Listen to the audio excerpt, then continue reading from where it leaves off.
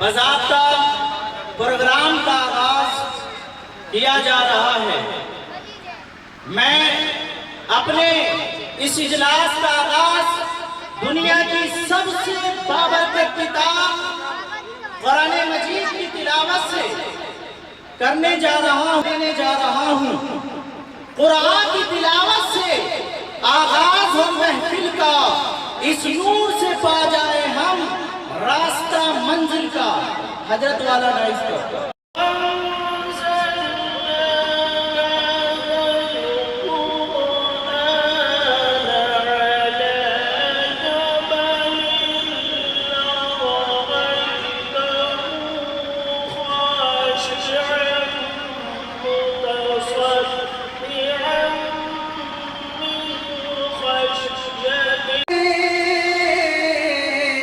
अगर दज्जाल निकला तुम्हारा हाल क्या होगा। अगर दज्जाल निकला तुम्हारा हाल क्या होगा।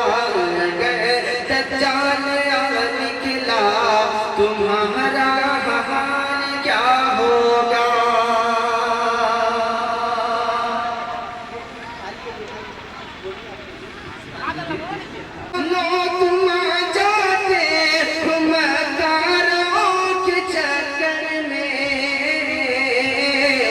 अगर दज्जाल निकला तुम्हारा हाल क्या होगा।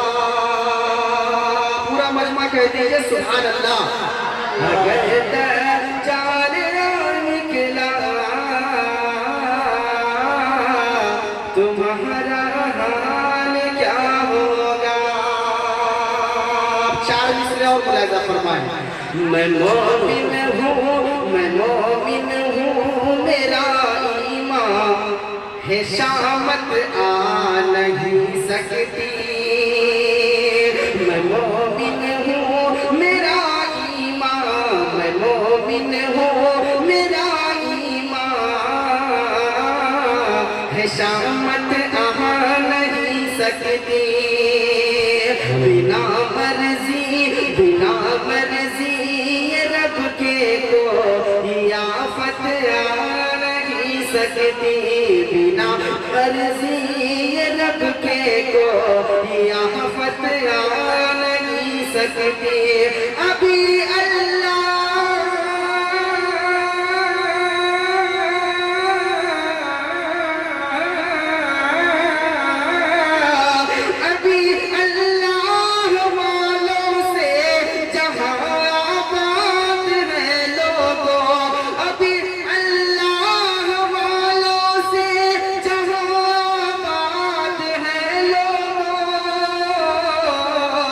किसी की लब कुशाई से कयामत आ नहीं सकती। किसी की लब कुशाई से कयामत आ नहीं सकती। किसी की लब कुशाई से कयामत आ नहीं सकती। पसंद खुदा के इतना अच्छा माइक लेके आते हैं, इस पे सारी रात पढ़े तो बिल्कुल नहीं खाएगा। थोड़ी सी इको इस पे डालिए, थोड़ा इको डालिए, ऐसा लगे कि एक मरतबा बोले तो दो तीन मरतबा आवाज निकले। पूरा मजमा और एक मरतबा अकीदत और मोहब्बत के साथ कह दीजिए सुभान अल्लाह, सुभान अल्लाह। बिल्कुल नया कलाम, बहुत गंभीर जलसे में पढ़ने का मौका मिला है। ये तो 2-2.5 साल से पूरा लॉकडाउन लगा हुआ है। बिल्कुल नया कलाम आप हज़रात की पाकीज़ा और महबूब समातों के हवाले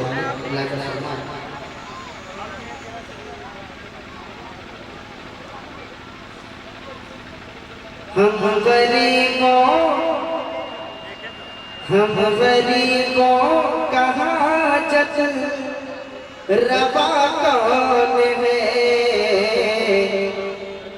रवा कौन है।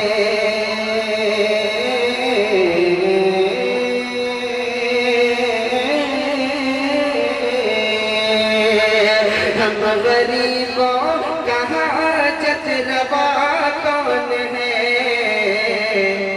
रवा कौन है, हम गरीबों का हाजत रवा कौन है, रवा कौन है, हम गरीबों का हाजत रवा कौन है, हम गरीबों का हाजत रवा कौन है। कहफ वालों का मुश्किल कुशा कौन है, कुशा कौन है, कहफ वालों का मुश्किल कुशा कौन है, कुशा कौन है। बोलो अल्लाह अल्लाह, बोलो अल्लाह अल्लाह, बोलो अल्लाह अल्लाह, बोलो अल्लाह अल्लाह, बोलो अल्लाह अल्लाह, बोलो अल्लाह अल्लाह, बोलो अल्लाह अल्लाह, बोलो अल्लाह अल्लाह, अल्लाह अल्लाह, बोलो अल्लाह अल्लाह, बोलो अल्लाह अल्लाह। आप हजरात ये सोच रहे हैं कि हम बहुत चालाक हैं, ऐसा अल्लाह अल्लाह, बोलो अल्लाह अल्लाह, बोलो अल्लाह अल्लाह, मिल के बोलिए अल्लाह अल्लाह। हमें खुदा का पता मुस्तफा से मिला है, खुदा का पता, हाँ खुदा का पता, मुस्तफा का पता, वरना किसी को खबर थी खुदा कौन है, हाँ खुदा कौन है, वरना किसी को खबर थी खुदा कौन है, हाँ खुदा कौन है। बोलो अल्लाह अल्लाह, बोलो अल्लाह अल्लाह, बोलो अल्लाह अल्लाह, बोलो अल्लाह अल्लाह, अल्लाह अल्लाह, बोलो अल्लाह अल्लाह, बोलो अल्लाह अल्लाह। और एक बोलो अल्लाह अल्लाह, बोलो अल्लाह अल्लाह, बोलो अल्लाह अल्लाह। और ये भी शेर बतौर खास मुलाजा फरमाए कि कौन देता है माँ की शिकम में ग़िज़ा, हाँ शिकम में ग़िज़ा, कौन देता है माँ की शिकम में ग़िज़ा, हाँ शिकम में ग़िज़ा, कौन देता है माँ की शिकम में ग़िज़ा, कौन देता है माँ की शिकम में ग़िज़ा, हाँ शिकम में ग़िज़ा, हाँ शिकम में ग़िज़ा। जिस्म को रूह करता अता कौन है, हाँ अता कौन है, जिस्म को रूह करता अता कौन है, हाँ अता कौन है। बोलो अल्लाह अल्लाह, बोलो अल्लाह अल्लाह। Minorities, right of minorities to establish an educational institutions on their choice. Article Bharat के संविधान का दफा नंबर 30 कहता, अगर आपका मदरसा है, मदरसे में काम चलता है तो आपको कोई नहीं रोक सकता। अगर आपकी मस्जिद है तो आप मस्जिद में नमाज पढ़ते हैं तो आपको कोई रोक नहीं सकता।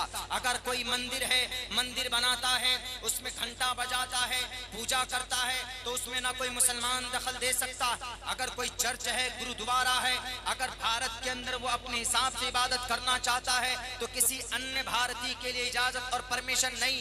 अगर कोई इंटरफियर करता है बिना किसी शक के, बिना किसी इल्लीगल एक्टिविटीज के, बगैर, तो फिर आपको उसके ऊपर कार्रवाई करवाने का, मुतालबा करने का, आपको उनसे सवाल करने का यह अधिकार आपको कौन देता? यह अधिकार हमारे भारत के लॉ एंड ऑर्डर देता, हमारे भारत का धर्म देता। हमारे भारत का धर्म है right of minorities to establish an educational institutions religious in other tongue with their choice. अपनी मर्जी से हम अपने मदरसों को चलाएंगे, हम अपने धार्मिक मजहबी इदारों को चलाएंगे, कोई रोक नहीं सकता। हाँ, इल्लीगल तरीके से नहीं, लीगली एतबार से आपको आगे आना होगा, तभी आप किसी का मुकाबला कर पाएंगे। ये चीज हमारे नौजवान नहीं जानते। अभी आपके ऊपर आपको जेल में डाल दिया जाता है। कौन सा धारा लगा जी? 302 का लगा। क्यों 302 का लगा? तो आपको पता ही नहीं कि 302 का धारा कहाँ लगता है। अगर आप किसी का मर्डर करते हैं तो 302 का धारा आपके ऊपर अप्लाई किया जाता है। अगर आप किसी की बेटी की इज्जत को लूटते हैं तो 376 का धारा आपके ऊपर अप्लाई होता है। अगर आप किसी को मारने की कोशिश करते हैं, अटेम्प्ट टू मर्डर, 307 का धारा आपके ऊपर अप्लाई होता है। अगर आप किसी का किडनैप करते हैं तो 367 का धारा आपके ऊपर अप्लाई होता है। अगर आपने किसी मुजरिम की एक्टिविटीज, मुजरिम के सबूत को मिटाने की आप कोशिश करते हैं, आपके ऊपर 201 का धारा अप्लाई होता है। अगर कहीं पर दंगा फसाद होता है तो उस इलाके को नियंत्रण में करने के लिए धारा 144 का निफाज होता है, जो कि इलेक्शन के जमाने में भी लगाया जाता है, जिसे हम और आप आचार संहिता के भी नाम से जानते हैं। ये हम नहीं जानते, हम सिर्फ जानते हैं अगर कुछ तो कि जी जनाब बस मुसलमान है, अल्लाह रसूल की बात करना है, ये जरूरी है। Without these we are not able to completely Muslim. लेकिन आप जिस जगह रहते हैं वहां के संविधान को, वहां के सिस्टम को जानना आपके लिए जरूरी, आपके लिए इतना भी जरूरी है कि आपके नबी के ऊपर अगर कोई एतराज करे, आपकी शरीयत पर कोई एतराज करे तो आप उन्हें जवाब दे सको। हम पर किसी ने सवाल किया, अभी कुछ दिनों पहले सवाल किया, बल्कि हजरत मौलाना अरशद मदनी दामत बरकातुहू से सवाल किया। कौन वो सुदर्शन न्यूज के एंकर, न्यूज चैनल के एंकर साहब ने हजरत मौलाना के पास गए, दारुल देवबंद, सवाल के हजरत ने बहुत बड़े मुनज़्ज़म अंदाज में जवाब दिया। उन्होंने एक सवाल ये भी किया कि आपके मोहम्मद रसूलुल्लाह ने तो तलवार के नोक पर दुनिया के अंदर इस्लाम को फैलाया, यानी फिर उसको कट किया गया कि 23 ग़ज़वात में आप अलैहिस्सलाम शरीक हुए, तो आपके नबी तो जिहादी थे ना, वो समझता ही नहीं जिहाद किसको बोलते। तो हमने कहा कि बार बार यही सवाल होगा, हम जवाब दें कि भाई इसका ये मतलब नहीं, जिहाद का ये मतलब नहीं, ये मतलब नहीं। तो मेरे भाइयों, हमने कहा कहाँ से मिलेगा, कहाँ से? हमने श्रीमद् भगवत गीता को उठा। श्रीमद् भगवत गीता को उठाने के बाद सबसे पहला मंत्र वसुदेव सुतम देवम कंस चाणूरमर्दनम देवकी परमानंदम कृष्णा वंदे। गीता आप खोलेंगे तो बिस्मिल्लाह की जगह पर यह मंत्र लिखा हुआ है। आखिरत के बारे में इसका वर्णन है। ओम पूर्णमिदं पूर्णात् पूर्णमुदच्यते पूर्णस्य पूर्णमादाय पूर्णमेवावशिष्यते वसुदेव सुतं। पूरा मंत्र वसुदेव सुतं देवं कंस चाणूरमर्दनं देवकी परमानंदम कृष्णां जगद्गुरु महा वंदे जगद्गुरु महा। ये पूरा मंत्र श्रीमद् भगवत गीता का बिस्मिल्लाह की जगह पे है। आगे पेज खोलेंगे आप। पेज खोलने के बाद सबसे पहला जो श्लोक है, अध्याय का पहला जो मंत्र है श्रीमद् भगवत गीता का 5वां वेद जिसको माना जाता, धर्म क्षेत्रे कुरुक्षेत्रे, धर्म क्षेत्रे कुरुक्षेत्रे। एक तरफ धर्म का तज़किरा है और एक वर्ड में कुरुक्षेत्र बैटल फील्ड यानी मैदान जंग का तज़किरा। पहले अध्याय के पहले श्लोक में, पहले मंत्र में किसका तज़किरा? धर्म का और जंग का। धर्म क्षेत्रे कुरुक्षेत्रे समवेदायुत्सवः मामका पांडवाश्चै किम करवत संजयः। ए मीडिया वालों, मुझे जरा बताओ, संजय मीडिया को बोलो। उस वक्त का जो संजय था एक आदमी था जो महाभारत में जंग हो रही थी कि इधर से दुर्योधन ने तीर फेंका, उधर से अर्जुन ने जवाब दिया, उधर कृष्ण जी खड़े हैं रथ पर सवार होकर अर्जुन के रथ पर। तो वो पूरा का पूरा टेलीकास्ट हो रहा था, जैसे ये अभी ऑनलाइन लाइव हो रहा है। ये हमारे हजरत कारी जसीम साहब अररिया लाइव टीवी, मैं भी कभी कभी आ जाता हूँ उनके चैनल पे। ये हमारे खुशनसीबी है, हमारे मुशफिक मुरब्बी दोस्त हैं, तो ये अभी लाइव कर रहे हैं। अभी हजरत ने कहा, हजरत कारी साहब ने क्या रहा, कहाँ से लोग कतर वगैरह से लाइव टेलीकास्ट को देख रहे हैं। तो ये इससे ये संजीव है, ये संजीव है। क्यों? अरब के आदमी ने इनसे कहा, हजरत कारी साहब मौलाना अब्दुल्ला की तकरीर होगी तो मुझे जरा टेलीकास्ट कीजिएगा। तो इसी तरीके से धृतराष्ट्र ने कहा, ए संजीव, महाभारत में क्या हो रहा मुझे जरा बताओ। तो उनको वहीं पर ईश्वर की तरफ से वरदान था, जो वहां होता तो संजीव साफ बताते कि धृतराष्ट्र मतलब कौरव और पांडवों का अब्बा। कोरु पांडु दोनों भाई चचेरे भाई एक ही बाप की संतान थे। एक तरफ पांडु और एक तरफ कोरु। पांडवों का सरदार अर्जुन और कौरवों का सरदार दुर्योधन। झगड़ा किस बात में हुआ पता है? जमीन को लेकर। पांडवों ने कहा कि हमको भी जमीन चाहिए। दुर्योधन ने कहा कि तुमको सुई के एक नोक के बराबर नहीं देंगे। तो जंग करने के मूड में नहीं थे अर्जुन जी। सोचा कि चलो बड़का भैया है, फैमिली का ज्यादा तबका उधर है, ज्यादा अफराद उधर है, तो हम क्या लड़ाई करें। लेकिन कृष्ण जी आ गए अवतार लेकर। कृष्ण जी ने कहा कि ओ अर्जुन, हृदय दौर्बल्यम हृदय शुद्रम दौर्बल्यम, क्या कर रहे हो तुम? बुज़दिल बन गए। तुम मुकाबला नहीं करोगे दुर्योधन का, अपना हक नहीं लोगे। कौन कह रहे? कृष्ण जी कह रहे। सुदर्शन न्यूज के एंकर साहब पढ़ते अपने गीता को एक मर्तबा। आपने नबी पर तो एतराज कर दिया कि नबी जंगे बद्र में क्यों आए, नबी उहद में क्यों आए, नबी ग़ज़वा खंदक में क्यों आए, ग़ज़वा हुनैन में क्यों आए, फतेह मक्का में क्यों आए। तारीख गवाह है कि नबी पाक अलैहिस्सलाम ने इन जंगों में, इन वाक़यात में, इन हालतों में, इन मैदान कारज़ार में एक कतरा खून तक किसी का नहीं बहाया आप अलैहिस्सलाम ने। बल्कि फतेह मक्का के मौके पर कहा था, सुदर्शन न्यूज वालों ये कहा था, ला तस्रीब अलैकुम यौम इज़हबू व अंतुम तुलक़ा, जाओ आज मोहम्मद इब्न अब्दुल्लाह किसी की बेटी को, किसी की बेटी की आंचल को उतारने नहीं आया है, किसी बच्चे को यतीम करने नहीं आया है, किसी माँ के कोख को सूना करने नहीं आया है, किसी बीवी को उनके सुहाग उतारने नहीं आया है।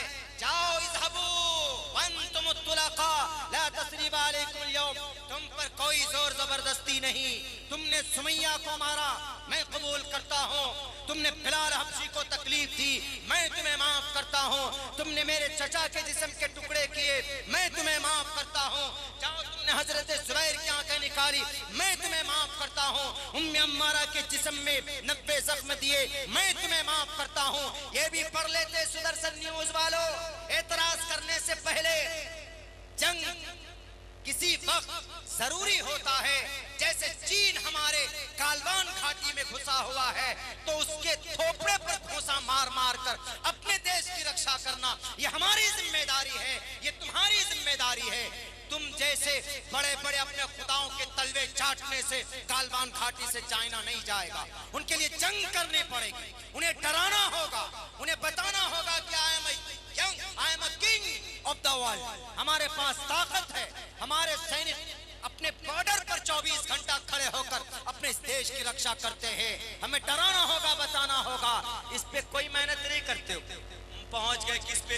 मोहम्मद पे। मोहम्मद तो भाई आपके जिहादी थे, ग़ज़वा में शरीक होते थे, इतनी सारी तलवारें थी। हमने कहा कि भाई ये तो बार बार एतराज कर रहा। तो जब हमने पढ़कर देखा, हमने कहा कि बताइए श्रीमद् भगवत गीता का पहला वर्ड क्या? धर्म क्षेत्र कुरुक्षेत्र, जंग के बारे में। और हमारे कुरान में पहली आयत क्या है? अल्हम्दुलिल्लाहि रब्बिल आलमीन अर्रहमानिर रहीम मालिक यौमिद्दीन इय्याका नअबुदु व इय्याका नस्तईन इहदिनस सिरातल मुस्तक़ीम सिरातल लज़ीना अनअमता अलैहिम गैरिल मग़ज़ूबि अलैहिम वलद्दाल्लीन।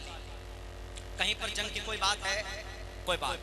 दुआ है, प्रे है, इबादत है कि नहीं? लेकिन उनके यहाँ देख के श्रीमद् भगवत गीता का मैं ये टारगेट सिर्फ उनको कर रहा हूँ। मेरी ये वीडियो उन तक पहुँचनी चाहिए, टैग करके भिजवाऊंगा। मैं कहूँगा कि पढ़ो श्रीमद् भगवत गीता। पहला मंत्र जंग के बारे में, दूसरा मंत्र जंग के बारे में, तीसरा मंत्र जंग के बारे में। नहीं मानेगा मैं पढ़कर बता। कैसे? ऐसे सबसे पहला मंत्र धर्म क्षेत्री कुरुक्षेत्री समवेता युत्सवः मामका पांडवाश्चै किम कुरुवत संजयः। दूसरा मंत्र कुतस्त्वा कश्मलिदम अनार्यजुष्टम कीर्ति कर्मजुनः। तीसरा मंत्र में कहा गया साफ लफ्जों में एवं मुक्तवार्जुन शंखो रथोपस्थो उपवाविशत शशरम अशुना सुसुम शग्नमः। हे अर्जुन, तुमने हथियार डाल दी। कौन कह रहे? कृष्ण जी कह रहे हैं, ईश्वर कह रहे हैं किनसे? अर्जुन से। And Arjun was very confused and he decided to put down their bows and arrows. उसने फैसला किया कि हमारे सामने चचेरे भाई है, लो भाई हम हथियार डाल देते हैं, बैठ जाते, हम लड़ेंगे नहीं, मामला पंचायती करके सॉल्व कर लेंगे। पंचायती से मामला सॉल्व कभी कभी नहीं होता है, तो तलवार उठानी पड़ती है अपने हक लेने के लिए। उठाते हैं लोग दुनिया के अंदर। हमारे मुल्क में आपको इजाजत नहीं, आपको अपना हक लेने के लिए जुडिशरी में जाना पड़ेगा, आपको कोर्ट कचहरी जाना पड़ेगा। किसी मासूम इंसान की खून या उसको कत्ल करना इजाजत और जायज नहीं। क्या कहा इस मंत्र में? एवं मुक्तवार्जुना, ए अर्जुन तुमको मुक्ति मिल जाएगी? नहीं मिल सकती। किसने तुमको बहका दिया कि तुम मुकाबला नहीं करोगे? उन्होंने कहा शुद्रम हृदय दौर्बल्यम, अंडरटेकर बनो, खली बनकर आओ मैदान में, तीर उठाओ। कौन कह रहा? श्री कृष्ण जी। सुदर्शन न्यूज वाले भाई साहब एक मरतबा कृष्ण जी से पूछ लेते कि महापुरुष क्यों जंग की बात कर रहे हैं आप? लेकिन वो तो पूछना तो दूर की बात, कभी देखा नहीं होगा, इन मंत्र को पढ़ा नहीं होगा। एवं मुक्तवार्जुना शुद्रम हृदय दौर्बल्यमा। इस्लाम पर एतराज करने से कोई फायदा नहीं। जब वहां पर नरसंहार करना जरूरी था, श्री कृष्ण जी को उपदेश दे रहे थे अर्जुन को, क्योंकि उनका हक वहां पर लूटा जा रहा था। तो अगर हमारे नबी को अल्लाह ने कुरान में कहा या अय्युहन नबी युहर्रिजुल मुमिनीना अलल क़िताल इन यकुम मिनकुम 20 साबिरून, अगर हमारे नबी पर 13 साल तक मजालिम आपने बर्दाश्त किए, जुल्म किए गए आप पर, तो आप अपना हक लेने के लिए, अबू जहल आया था लड़ने चढ़ाई करने के लिए। जंगे बद्र के मौके पर, ग़ज़वे जंगे उहद में भी मक्का वाले खुद से चढ़े थे पहले। ग़ज़वे हुनैन में भी सरकशी की थी यहूदियों ने, ग़ज़वे तबूक में भी सरकशी की थी बनु कुरैज़ा ने और कबीले बनु सकीफ ने। बड़ी बड़ी साजिशें रची गई थी, तब जाकर अल्लाह के नबी अलैहिस्सलाम तलवार उठाते थे। खुद से जाकर ये नहीं कहते थे कि तलवार तुम्हारे गर्दन पर रख रहा हूं, तुम कलिमा पढ़ो। You are not able to prove and this is only षड्यंत्र। ये सिर्फ षड्यंत्र है जो इस्लाम को बदनाम करने के लिए तुम अपने न्यूज चैनलों का इस्तेमाल करते हो। करो इंशाअल्लाह, जब तक मेरी जुबान में ताकत रहेगी अब्दुल्ला चीख चीख कर बोलेगा, जब तक मेरे बदन में खून का आखिरी खतरा रहेगा मैं बोलता रहूंगा। तुम्हारे इन गीदड़ भपकियों से, धमकियों से किसी की जुबान तुम बंद नहीं कर सकते, इसलिए कि जाल हक व ज़हक़ल बातिल इन्नल बातिल काना ज़हूक़ा। हम बताएंगे कि दुनिया के इंसानों की सही रहनुमाई अगर कहीं पर है तो वह कुरान में है। उठाओ पंडित दयानंद सरस्वती की किताब सत्यार प्रकाश, एक किताब लिखी उन्होंने इस्लाम के एतराज पर, नौजवानों इस्लाम के एतराज पर किताब लिखी गई सत्यार प्रकाश। वो मजबूर हुआ कहने पर कि मुसलमानों का जो खुदा है वो एक खुदा का अलग अलग नाम है जिसको हम कबूल करते। कौन है? पंडित दयानंद सरस्वती जी। मौलाना कासिम साहब रहमतुल्लाहि अलैह जो बानिए दारुल देवबंद है, मुकाबला होता है वहां पर हरिद्वार में, मुनाजरे की तारीख तय होती है, डर से भाग जाता है, मेरठ जाता है, मेरठ पहुंचने तो दिल्ली भाग जाता है। वो कहने पर मजबूर होता है क्या? ओम शन्नो वरुणा शम वरुणा शन्नो विष्णु रक्कमा शन्नो ब्रह्मा बृहस्पति नमो ब्रह्मणे नमस्ते वायो तमेव प्रत्यक्षम ब्रह्माशी ओम शांति शांति शांति। उठाओ पंडित दयानंद सरस्वती की हिस्ट्री। जिसने एतराज करना शुरू किया, लेकिन अल्लाह ने उस जालिम और उस मरदूद की जुबान से हक बातें ही लोगों के सामने आई और उन्होंने ये कहा दृष्टि पूताम वस्त्र पूताम जलंप भेद, दृष्टि को नीचे करके चलो, सत्य पूताम बात बोलो तो सच्ची बोलो, वस्त्र पूताम जलंप भेद, वस्त्र से छान कर पानी को पियो। क्या है ये? अहादीस रसूल है ये कि जब तुम चलो तो निगाहें नीची करो। ये तो कुरान का फरमान है, कुल लिल मुमिनीन यग़ुज़्ज़ू मिन अब्सारिहिम। लाख आएंगे दुनिया के लोग कुरान को बदनाम करने, लेकिन अल्हम्दुलिल्लाह उन्हीं की जुबान से, उन्हीं के कलम से अल्लाह तबारक व तआला अपने दीन की इशाअत का काम ले लेता। मेरे पास है सत्यार प्रकाश। हमको चतुर्वेदी कहलवाने का शौक नहीं, हमको मंत्र पढ़ना भी अच्छा नहीं लगता, लेकिन कभी कभी जरूरत पड़ जाती है पढ़ने का। जब हम पढ़ाई पूरी किए थे मेरे भाइयों, वक्त बहुत हो चुका है, जब हमने पढ़ाई पूरी की थी मेरे नौजवान साथियों, तो इस तरह के जो मेरे पास जो मुझे कंपैरेटिव स्टडीज़ के लिए जो किसी चीज़ ने आमादा किया है वो इस वगैरह वगैरह हमने पढ़कर सुनाया, लोगों को अच्छे लगे। तो वहाँ एक तारीख आ गई रामपुर, ठाठी रामपुर की, कि मौलाना अब्दुल्ला साहब आपको मंत्र पढ़कर ही सुनाना है, यहाँ पर अक्सरियत हमारे नॉन मुस्लिम भाइयों की। हमने कहा ठीक है। वो जो टाइम लिया था उसको मेरी शक्ल मालूम नहीं, कभी हम आए नहीं इस फील्ड में, सोशल मीडिया इतना एक्टिव उस वक्त में नहीं था, सन 2014 की बात है। तारीख ली गई, हमारे यहाँ एक कारी साहब है, मैं ये वाकया बताकर अपनी जगह लेता हूँ। एक कारी साहब हैं, रहीम शहीम है, नाम नहीं लूँगा मैं उनका, उनके साथ में रहा हूँ कम से कम 1 साल तक।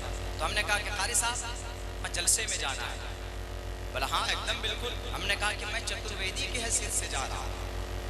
बोला तो और अच्छी बात है, आपकी नॉलेज है तो क्या हर्ज है, चलिए आप। तो गाड़ी में मैं बैठ गया और वो कारी साहब क्या बोले कि आप शेरवानी तो है नहीं, तो हमने किराए पर 25 रुपए में किराए पर एक शेरवानी लिए की, चलिए भैया। उस शेरवानी को हमने रखा है बहुत हिफाजत से। वो शेरवानी पन्नी में डालकर हम पीछे बैठ गए और कारी साहब आगे सीट में, उधर ड्राइवर, हम पीछे बैठ के गए। और जैसे ही यहाँ पर अररिया में बस स्टैंड में वो आदमी रिसीव करने के लिए आया, तो वो आदमी कारी साहब को देखकर पगड़ी वगड़ी बांधे हुए, हजरत सलाम, हजरत पानी लीजिए, हजरत ठंडा लीजिए। अब कारी साहब हंसने लगे कि भाई ये बंदा मुझे ही अब्दुल्ला चतुर्वेदी समझ रहा है, या आज जो मेहमान खास है उसका मुझे ही समझ रहा है। अब यहाँ से वहाँ गए तो हजरत गाड़ी से उतर रहे हैं, मैं पीछे पन्नी पकड़कर, हमको खादिम समझ रहे, बोतल और पकड़ा दिया, लो भाई। हमने कहा लाओ दे दो बोतल भी, हमने बोतल पकड़ लिया, चलो भाई चलते हैं आगे। अब वहाँ पर गए तो हजरत के लिए ही हजरत ने कहा कि पंखा ला दो। अब पंखा भी हजरत के मुकद्दर है, मेरे हिस्से में आया मच्छर कटाना। अब हम पूरी रात मच्छर कटा रहे हैं। अब कारी साहब बोल भी नहीं रहे कि भाई मौलाना की तरफ ध्यान दो, हम खादिम ही थे और आज भी खादिम ही है। तो अब वो नौजवान कारी साहब को सब कुछ समझ रहे, इसलिए कि भाई मैं उस लायक हूँ भी नहीं, मैं एक तालिब इल्म की हैसियत से लगता भी हूँ, मेरी हाइट भी अल्लाह ने वैसी बनाई है। मैंने कहा अब जब वक्त आया जलसे में स्टेज पे जाने में, अब वो उठाकर कारी साहब को पानी दी, चाय वगैरह कारी साहब को। अब हम कुछ नहीं, हमने कहा आप दिल में सोचने लगे तकरीर हम करेंगे, हमको चाय नहीं। हमने कहा कि भैया मुझे भी चाय दे दो एक कप। मेरे भी लिए चाय का कप आया, चाय पी करके जब स्टेज पर गए तो चप्पल वप्पल भी हजरत का ही ढंग से रखा गया, अदबन एहतरामन। हम अपनी चप्पल को खुद उठाकर रख दे, स्टेज पे बैठ। ऐलान हुआ, अब वहाँ क्या हुआ, ऐलान हुआ कि आ रहे हैं बयान करेंगे हजरत शेख चतुर्वेदी साहब, जो कि हार्ट से नए नए आए हैं, यंग ब्लड है। अब क्या होगा, अब कारी साहब हंस रहे, कारी साहब बोले मेरा सफर यही तक था, अब यहाँ से आपका सफर शुरू होगा। जैसे ही हम खड़े हुए तो अब वो बंदा कह रहा है कि हजरत टाइम थोड़ा कम है, नात बाद में हो जाए तो बेहतर है। वो सोच रहा है कि ये शायर है, नात पढ़ाने खड़ा हो रहा है। तब कारी साहब करे बेवकूफ़, ये शायर नात पढ़ने वाला नहीं है, आज जो तुम्हारे इस प्रोग्राम के मेहमान खास है वो यही है जिनको तुम खादिम समझ रहे हो। वो बेचारा जो स्टेज से गायब हुआ वो सुबह तक नजर नहीं आया, ऐसे गायब हुआ जैसे गधे के सर से सींग गायब हो जाता है। बेचारे को बड़ी शर्मिंदगी हुई। तो बैरक है, वो मेरा सबसे पहला प्रोग्राम था, 1.25 घंटे की बात हुई, अल्लाह ने बुलवाया वहाँ से, हमसे जो भी बातें हुई, तो उसी दिन से लोगों ने चतुर्वेदी का वो लगाना शुरू कर दिया। आजकल तो माशाल्लाह अल्हम्दुलिल्लाह बहुत सारे चतुर्वेदी हैं जिन्हें चतुर्वेदी के मफहूम भी नहीं होते हैं, लेकिन मुझे शौक है। मैंने वाकईतन इसके ऊपर इतनी डीपली रिसर्च की कि लोग जो बोलते हैं जंग के बारे में, श्रीमद् भगवत गीता को जब मैंने पढ़ा तो शुरू मंत्र में ही जंग है, लड़ाई है, अगर एतराज हो तो उस पर करो। और ये लिखा है कि जंग करना, दुश्मन के सामने राक्षसों का वध करना जरूरी है। 2 बड़े पुरुष मर्यादा पुरुषोत्तम रामचंद्र जी और कृष्ण ने जंग लड़ी है। इससे पता चला कि जंग लड़ना ये कौम को डिप्रेशन से निकालता, कौम को चिंतित रखता। मेरे पास वक्त नहीं है, टाइम ज्यादा हो गया, वरना मैं आपको बताता मेरे भाइयों मेरे साथियों कि यहूदी जो शार्प माइंडेड बने तो सबसे पहले उन्होंने हथियार खरीदे थे। किसने? मुल्क इस्राइल ने। फलस्तीन उनकी आबादी जगह है, 55 मुल्कों के बीच में फलस्तीन फलस्तीन के बीच में वो इसराइल के लोग बसे, इसराइल यहूदी है, उनको बहुत पहले निकाला गया था फलस्तीन से। लेकिन जब वहां का सदर गोल्डा माहिरा पैसा नहीं था उसके खजाने में, तो उन्होंने जो पैसे थे हथियार खरीदे, और फिर लोगों ने एतराज किया कि पैसा नहीं है, जीडीपी डाउन है और आप हथियार खरीद रहे हैं लोगों को खिलाने के बजाय। तो उन्होंने कहा कि तुम नहीं जानते, इन हथियार से हम आगे जाएंगे, आगे कदम बढ़ाएंगे। तो 5 साल बाद जब उसने अरब हुक्मरानों पर अपना कब्जा, अपना तसल्लुत जमाना शुरू किया, तो मीडिया वालों को बुलाकर कहा, देखो आज हम हुक्मरान बन गए, आज हमसे डरते हैं यूरोप कंट्रीज के लोग, हिजाज के लोग डरते हैं। सारे लोग क्यों डरते हैं? हमारी ताकत की वजह से। तो किसी ने सवाल किया कि sir, why did you think about that? Where did you receive the message, this message from which book? किस किताब में आपने पढ़ा कि भाई आप जब तक अपने पास आलात जंग, आलात हर्ब नहीं रखते, तो आप अपने सामने वालों को डरा नहीं सकते, मुकाबला नहीं कर सकते। उन्होंने कहा कि मैंने ये लेसन पढ़ा मोहम्मद रसूलुल्लाह की जिंदगी से। मैंने पढ़ा है कि मोहम्मद रहमतुल लिल आलमीन थे, लेकिन उनके साथ साथ मोहम्मद रसूलुल्लाह पराक्रमी थे। अष्टो गुणः पुरुषं दीप्यन्ति प्रज्ञा च कौलम दम शुरू तंच पराक्रमस्य बहुभाषिता च। पराक्रमी थे इसलिए कि 9 तलवार थी और दुश्मन को छोड़ते नहीं थे, उनको अपने रौब से या उनको कभी कभी अपने अखलाक से, ज्यादातर अपने अखलाक से मुतासिर करते थे। और तलवारों के नोक पर लोग बोलते हैं कि इस्लाम का प्रचार किया, नहीं, ये गलत है, इसलिए कि ला इकराह फिद्दीन, there will be no compulsion in the religion, let there be, and the truth is stand out from, clear from the error। गुमराही से इस्लाम अच्छाई को लेकर बाहर आता है, जुल्म जबरदस्ती करके इस्लाम का प्रचार नहीं किया गया। हमने ये मेथड मोहम्मद रसूलुल्लाह की जिंदगी से लिया। बताइए, एक कौन यहूदी बच्चा माइंडेड क्यों होता है? मेरी माँ एक औरत से पूछा, क्या आपका बच्चा इतना शार्प क्यों होता? उन्होंने कहा कि जैसे हमारे पेट में बच्चा आता है, हम सब काम छोड़ देते हैं, सब काम छोड़ देते। क्या करते हैं जी? दूध पीते, ड्राई फ्रूट्स लेते, अखरोट, बादाम, काजू, पिस्ता। क्यों लेते? ताकि उस बच्चे का दिमाग शार्प हो। दूसरे नंबर पर क्या करते हैं बच्चे के ज़हन को बढ़ाने के लिए? उन्होंने कहा कि दूसरे नंबर पर हम मैथ का सवाल हल करते हैं, मैथ, गणित का सवाल हल करते हैं। गणित से माइंड तेज होता है, और कुरान में फल्यकुन बैनकुम बिल गणित का तज़किरा। तो उन्होंने कहा कि हम इस सवालात को हल करते हैं बोलकर, 2 और 2 4, 5 और 4 9, 10 और 10 20, ये हल करते हैं। हस्बैंड वाइफ घर में आने के बाद वो सिर्फ हल नहीं करते, बल्कि हम अपने बच्चे को दिन में कम से कम आधा घंटा ये आवाज सुनवाते हैं, ताकि बच्चे का माइंड एकदम बिल्कुल शार्प बन जाए। और तकरीबन 75% कंपनीज में, 75% ब्रांचेस में, 75% वैज्ञानिक अगर कोई दुनिया के अंदर है तो वो यहूदी है। लेकिन आजकल हमारी माएँ, सास बहू का सीरियल, जैसे प्रेग्नेंट हुई, हमल से हुई, गाना सलमान खान, कटरीना का कैफ कौन सी फैशन में कौन सी चीज ड्रेस लॉन्च कर रही, उसके चक्कर में रहते। तो आपके कोख से सुल्तान सलाहुद्दीन अय्यूबी पैदा नहीं होगा, आपके कोख से तारिक बिन ज़ियाद पैदा नहीं होंगे, आपके कोख से मूसा बिन नसीर पैदा नहीं होगा, आपके कोख से दज्जाल का चेला पैदा होगा, आपके कोख से अबू जहल का गुलाम पैदा होगा, आपके कोख से अब मजूसी और बुत परस्तों के पुजारी पैदा होंगे, आपके कोख से आपकी नाफरमान औलाद निकलेगी।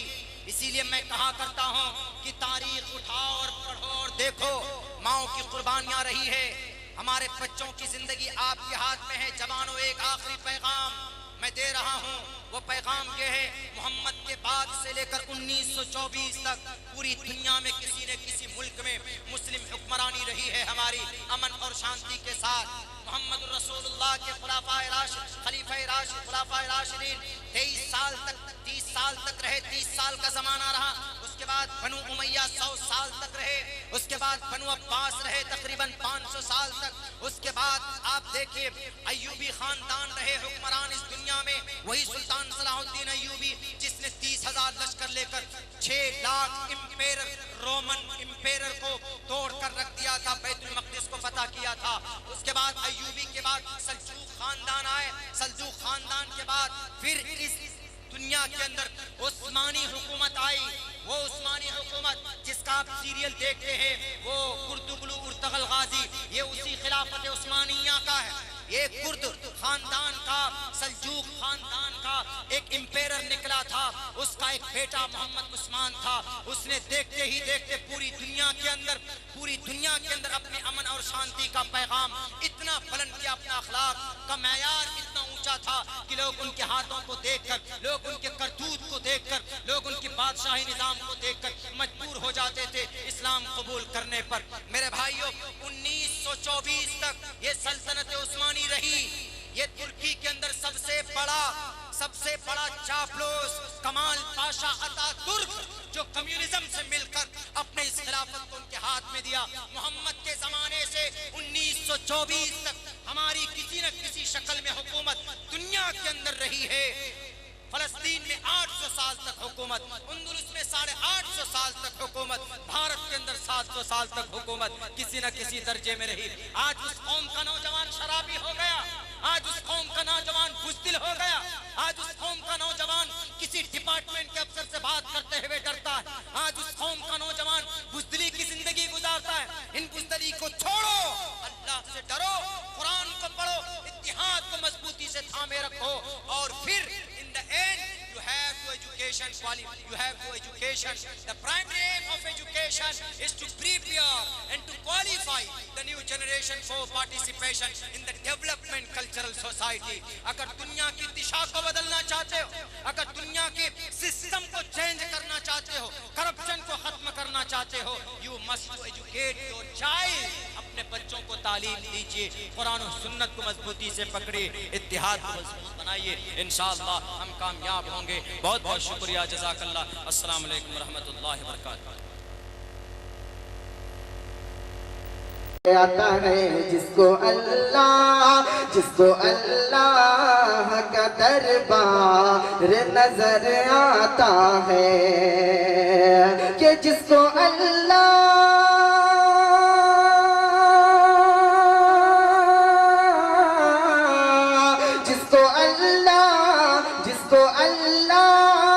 का दरबार नजर आता है।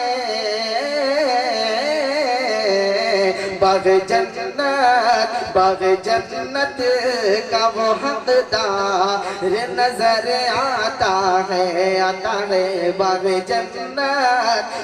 जन्नत का वो हक़दार नजर आता है। जिसको अल्लाह का दरबार नजर आता है, बाग़ जन्नत का वो हक़दार नजर आता है, बाग़ जन्नत का वो हक़दार नजर आता है। और दुखी है बात के कुरान नहीं पढ़ते हम, दुखी है बात के कुरान नहीं पढ़ते हम, दुखी है बात के कुरान नहीं पढ़ते हम, दुखी है बात के कुरान नहीं पढ़ते हम। सो के उठते हैं तो अखबार नजर आता है, सो के उठते हैं तो अखबार नजर आता है, सो के उठते हैं तो अखबार नजर आता है,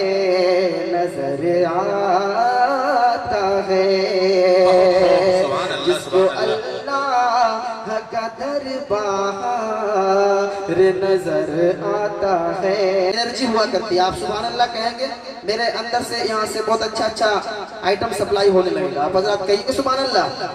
सब तैयार है भाई माशाअल्लाह। आइए मतलब नाते पाक में तशरीफ नबी कुछ ऐसी शान से लाते हैं। दुनिया में तशरीफ नबी कुछ ऐसी शान से लाते हैं। लातो उज़्ज़ा और हुबल सब मुंह के बल गिर जाते हैं। लातो उज़्ज़ा और हुबल सब मुंह के बल गिर जाते हैं, गिर जाते हैं, गिर जाते हैं। मुशरिकों का बंद कारोबार हो गया। मुशरिकों का बंद कारोबार हो गया। दामन जुल्मतों का तार तार हो गया। तार तार हो गया, तार तार हो गया। नूर जब खुदा का जलवा पार हो गया। दामन जुल्मतों का तार तार हो गया। तार तार हो गया, तार तार हो गया। बहुत खूब, सुभान अल्लाह सुभान अल्लाह। ये भी बंद बतौर खास मुलाजा फरमाए। दामन जुल्मतों का तार तार हो गया। तार तार हो गया, तार तार हो गया। आका से पूछने ये बोला, चांद करो शक तो जानू। आका से पूछने ये बोला, चांद करो शक तो जानू। आप खुदा के पैगंबर हैं, इसको फिर मैं भी मानूं। आका से पूछे ये बोला, चांद करो शक तो जानो। आप खुदा के पैगंबर हैं, इसको फिर मैं भी मानूं। आप खुदा के पैगंबर हैं, इसको फिर मैं भी मानूं, मैं भी मानूं, मैं भी मानूं। चांद शब्द किया तो वो फरार हो गया। चांद शब्द किया तो वो फरार हो गया। दामन जुल्मतों का तार तार हो गया। दामन जुल्मतों का तार तार हो गया। तार तार हो गया, तार तार हो गया। नूर जब खुदा का जलवा पार हो गया। दामन जुल्मतों का तार तार हो गया। दामन जुल्मतों का तार तार हो गया।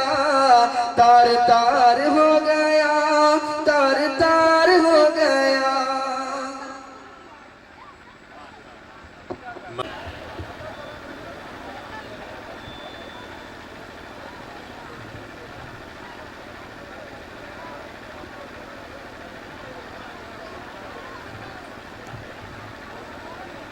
काबिल कदर सामीन, सबसे पहले एक मतला एक शेर हाजिर करता हूँ, मुलाजा करें। एक मरतबा दुरूद पाक पढ़िए, अल्लाहुम्मा सल्ली अला मुहम्मदिन नबिय्यिल उम्मी व अला आलिहि व सल्लिम तस्लीमा।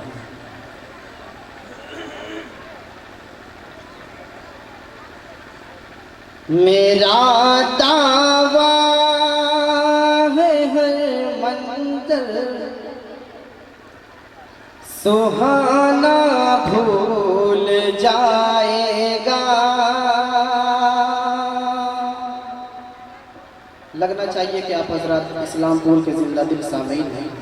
मैं पहले ही कह चुका हूँ कि जैसे ही मिस्रा पहुँचे तो आप हजरत की तरफ से रिएक्शन होना चाहिए। लाकर कहिए ना सुभान अल्लाह कि मेरा दावा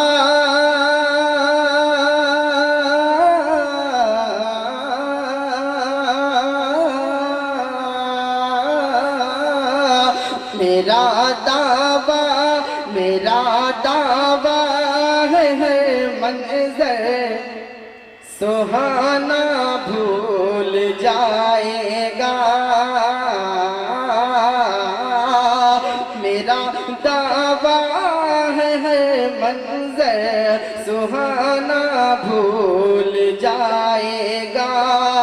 मेरा दावा है हर मंजर सुहाना भूल जाएगा।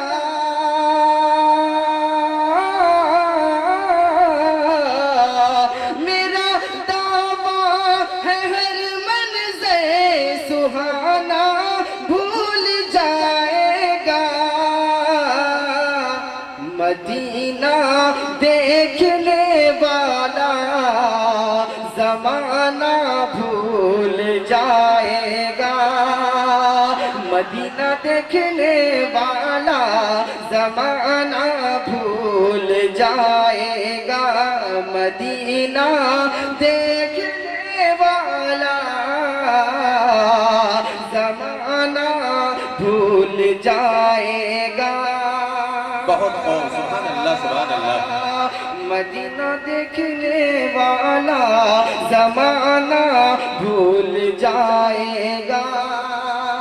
माशाअल्लाह भाई, जो शायर इस्लाम है कलेजा निकाल के पढ़ता है। आप जरा सा हाथ जेब से निकाल के कुछ जरूर पेश कीजिए, दादू तहसीन से नवाजिए और उनकी हौसला अफजाई कीजिए। ना देर जमाना भूल जाएगा।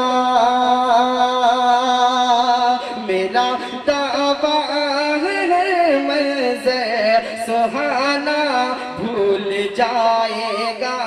मदीना देखने वाला जमाना भूल जाएगा। कुछ ऐसी दिलकशी है गुंबदे खज़रा के जलवे में।